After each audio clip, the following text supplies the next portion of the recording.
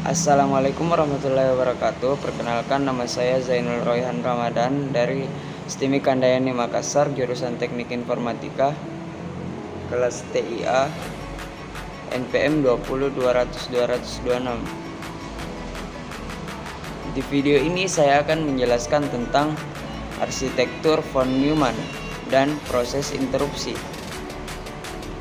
Baik, kita langsung saja masuk ke pembahasan yang pertama, yaitu arsitektur von Neumann.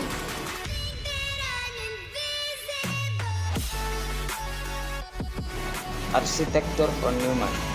Arsitektur von Neumann ini merupakan sebuah arsitektur yang dibuat oleh John von Neumann yang saat ini hampir digunakan oleh sebagian besar sistem komputer non-paralel seperti komputer rumahan atau notebook.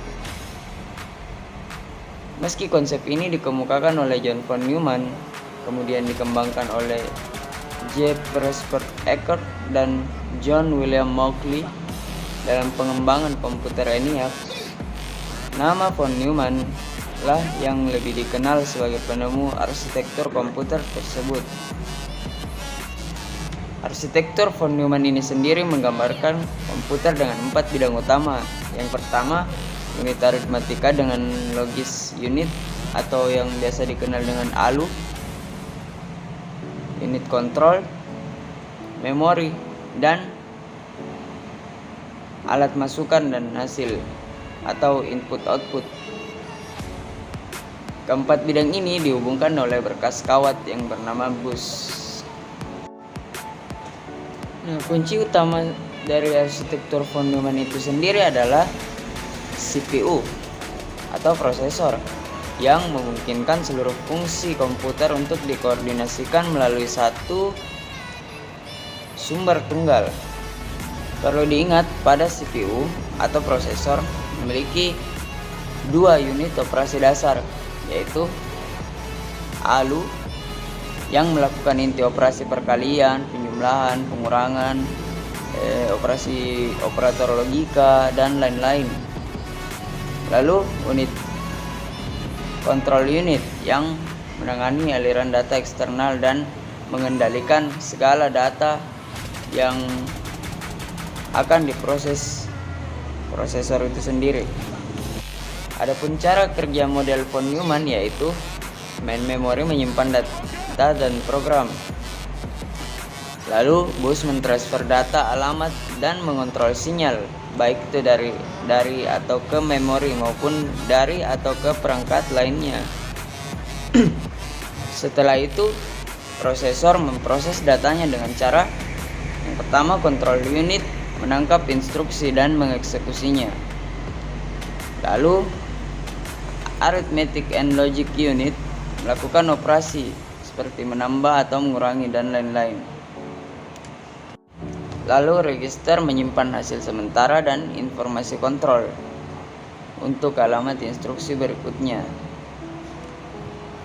Setelah itu barulah perangkat input output menjadi tempat penghubung antara user dan komputer. Selanjutnya kita masuk ke pembahasan yang kedua, yaitu proses interupsi. Proses interupsi ini sendiri merupakan sebuah mekanisme penghentian atau pengalihan pengolahan instruksi dalam CPU kepada rutin interupsi.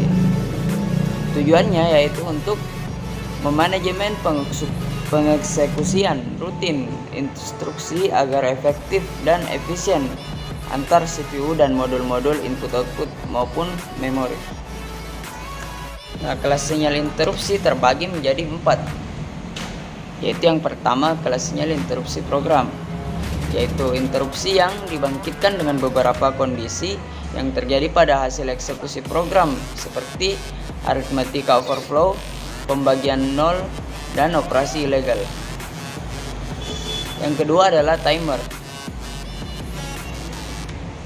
Timer ini merupakan interupsi yang dibangkitkan oleh pewaktuan dalam prosesor.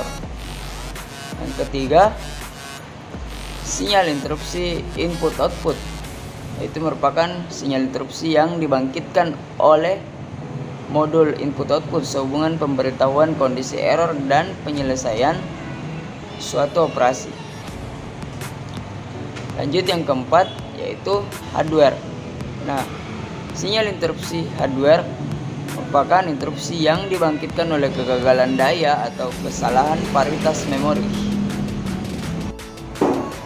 Untuk memproses suatu instruksi dilakukan melalui dua tahapan. Yang pertama, mengambil instruksi atau yang biasa dinamakan instruction fetch dari memori. Yang kedua, mengeksekusi instruksi tersebut atau instruction execution.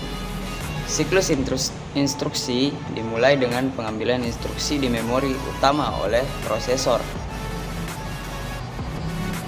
Program counter atau PC menyimpan alamat instruksi yang akan diambil tersebut. Pada kebanyakan komputer, setelah instruksi tersebut diambil, nilai PC akan berubah ke instruksi berikutnya yang akan diambil, biasanya bertambah naik. Sebagai contoh, andaikan suatu komputer mengandung 16 bit word memory dan PC pertama kali bernilai 300. Prosesor akan mengambil instruksi di memori pada alamat 300 yang kemudian dilanjutkan dengan 301, 302, 303 dan seterusnya. Instruksi yang diambil akan diletakkan pada instruction register. Nah, interrupt merupakan sinyal dari peralatan luar atau permintaan dari program untuk melaksanakan suatu tugas khusus. Jika interrupt terjadi, maka program dihentikan terlebih dahulu untuk menjalankan rutin interrupt. Ketika program yang sedang berjalan tadi dihentikan, prosesor menyimpan nilai register yang berisi alamat program, yaitu CS dan IP, ke stack dan mulai menjalankan rutin interrupt. Alamat setiap rutin interrupt disimpan dalam sebuah tabel yang disebut dengan interrupt service table. Sesudah rutin tersebut selesai dijalankan, program akan mengambil kembali nilai register dari stack dan program akan dijalankan kembali. Nah, ada 4 faktor yang menyebabkan terjadinya interrupt. Yang pertama, faktor program.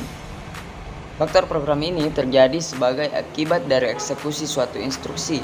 Contohnya seperti arithmetic overflow, division by zero, dan lain-lain. Yang kedua, timer. Faktor timer ini biasanya disebabkan oleh timer prosesor. Yang ketiga adalah faktor input-output. Biasanya disebabkan oleh input-output controller, baik sebagai tanda bahwa suatu operasi telah selesai maupun memberi tanda adanya error. Faktor yang keempat atau yang terakhir adalah kegagalan hardware. Nah, faktor ini biasanya disebabkan oleh kesalahan hardware seperti power failure atau memory parity error. Kita masuk pada siklus proses dengan interrupt. Pada saat komputer dijalankan, komputer membutuhkan suatu program inisial untuk dijalankan. Program ini sering disebut dengan bootstrap program. Program tersebut menginisialisasikan semua aspek sistem dari CPU register ke device controller ke isi memori. Program bootstrap harus tahu bagaimana program harus dapat mengalokasikan sistem operasi dan meletakkannya di memori. Kemudian, sistem operasi mulai mengeksekusi proses pertama dan menunggu beberapa event yang akan terjadi. Event tersebut ditandai dengan adanya interrupt baik datang dari software maupun hardware. Pada kebanyakan sistem operasi menggunakan interrupt driven. Jika tidak ada proses yang akan dieksekusi, tidak ada I/O device yang melayani sesuatu, dan tidak ada tanggapan dari user, maka sistem operasi akan tetap diam menunggu sesuatu terjadi. Suatu event yang akan terjadi selalu ditandai dengan adanya interrupt atau trap. Trap adalah suatu software yang memberikan interrupt yang disebabkan oleh suatu error. Misalnya divide by zero atau invalid memory access, atau permintaan khusus dari user program yang menyebabkan dibutuhkannya sistem operasi. Baik, itulah tadi penjelasan dari saya. Kurang dan lebihnya mohon dimaafkan. Wabillahi taufiq wal hidayah. Wassalamualaikum warahmatullahi wabarakatuh.